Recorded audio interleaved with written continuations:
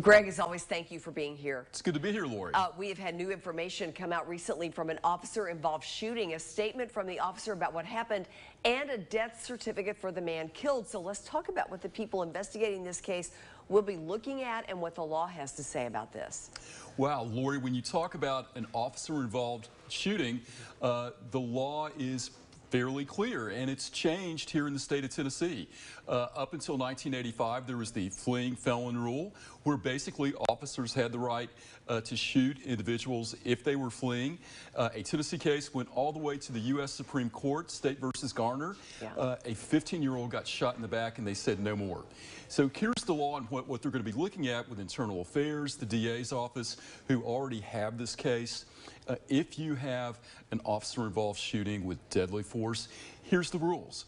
One, you have to exhaust all reasonable means of apprehension or arrest for the officer. First thing that's going to be looked at. Second, identify yourself as an officer, and you must give a warning that I intend to use deadly force.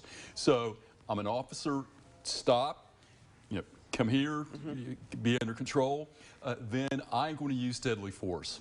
Then two lines of inquiry. One, if you're the officer, this is all happening in real time. Milliseconds. That's what I'm thinking right now. But you have to fulfill all these requirements. So he's going through all this. He gets to the last step.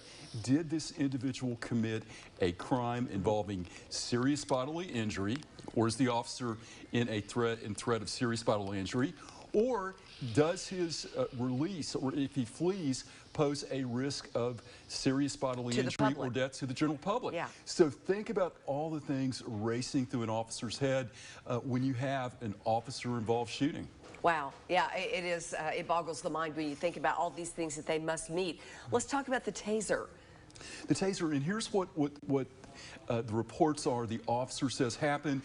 He was looking for someone involved in a crime. The car was found in an apartment complex, matched the description of this individual. He was nervous, etc. There was an altercation. He was going to do a pat down of the suspect. The suspect starts to run.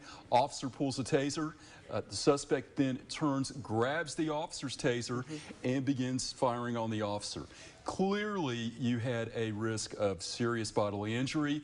Officer is incapacitated. He fears that the individual is going to take his gun, etc., begins to run again, and there's a shot.